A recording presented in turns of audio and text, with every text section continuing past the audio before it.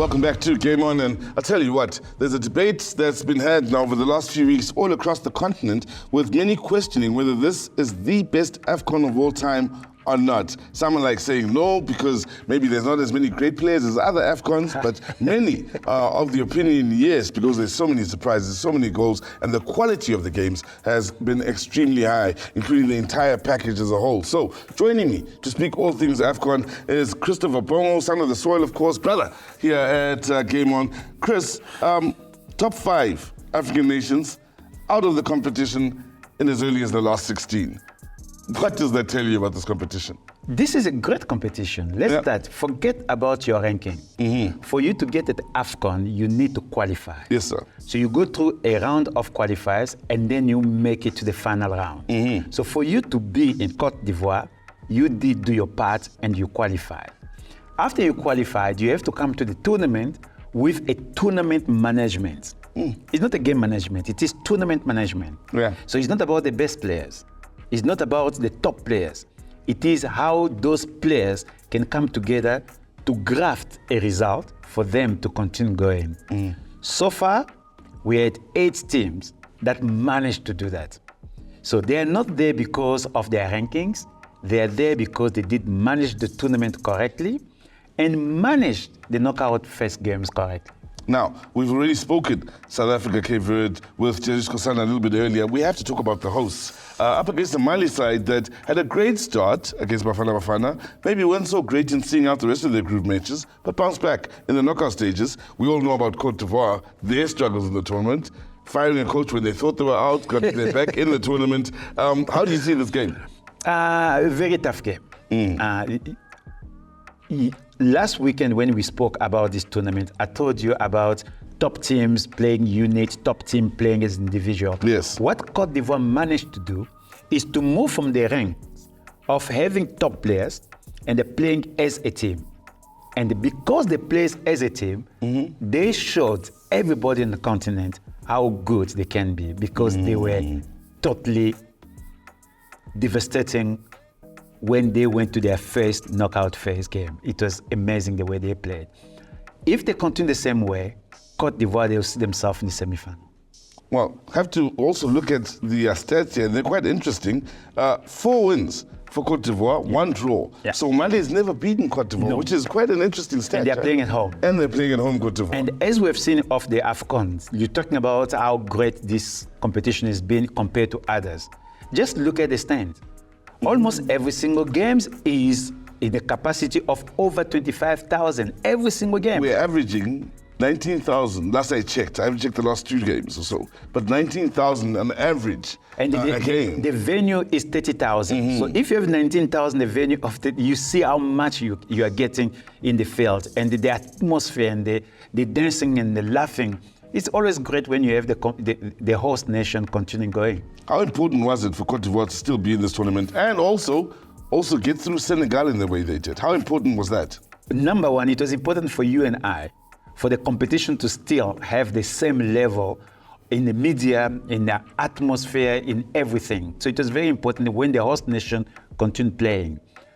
For Cote d'Ivoire themselves, they had to be able to look back to say what we did wrong, so that we can change to do well. And if you look at the way the coach put the spine of the team, where Aurier was playing, where he puts Casey was playing, where he put Gradel was playing. So suddenly you have the spine of the team. From defense, you have an experience, midfield experience, upfront experience, and everybody was distributing the ball, and that's why they managed to get those goals against what I think is almost overzealous Senegal. They came in the tournament, nothing happened to them, winning all the games, scoring goals.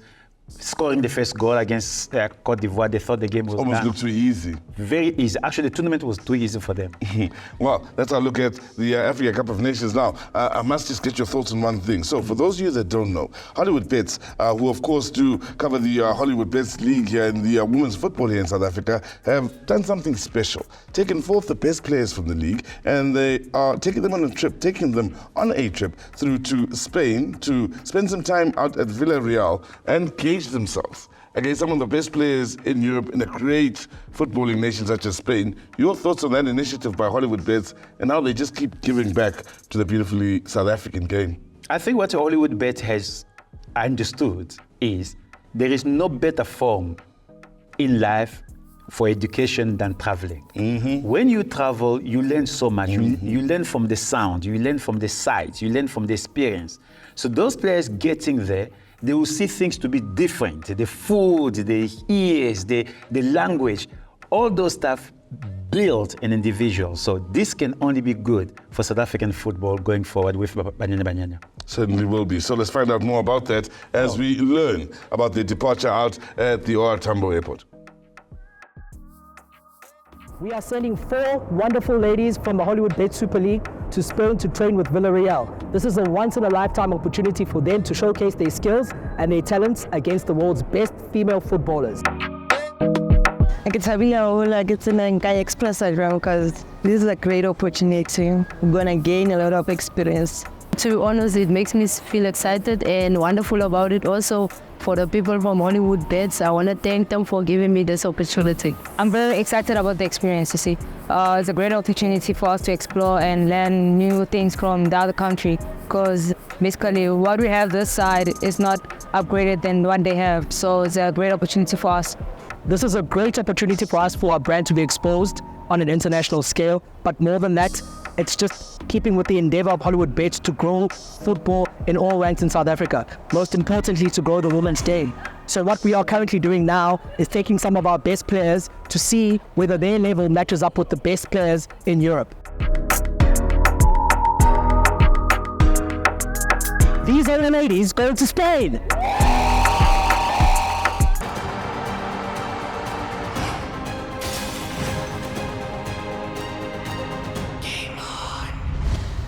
Some of my expectations have been met because as I was watching Spanish national team, I saw that those players are very quick and physical. So when I get here, I got to experience that. They are physical and they are very quick, and they're very technical good. Oh, I thought it's going to be fun and we're going to have a great time, and also having a training session with the team. And my expectations, as I was expecting it to be, it just went, it went well. We enjoyed our training sessions, and I think the team is wonderful. For my department, it was nice, but on the first day, it was a bit difficult for me, you know. So, but second training, third training, it got better, and I enjoyed every moment with it. So they were also trying to explain, give me advices how to work, how to do things, you know, because it differs from where I come from. So with every moment shared, it was spectacular. So I got to learn a lot of things.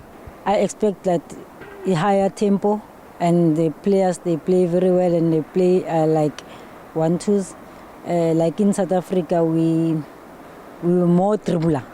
So here they play more forward play. So I was expecting that, because in the World Cup I watch Spain national team play. So the way they play, the way they do things in the field of play. So I was expecting that. So I saw that even here when I train with the team, they more play forward play.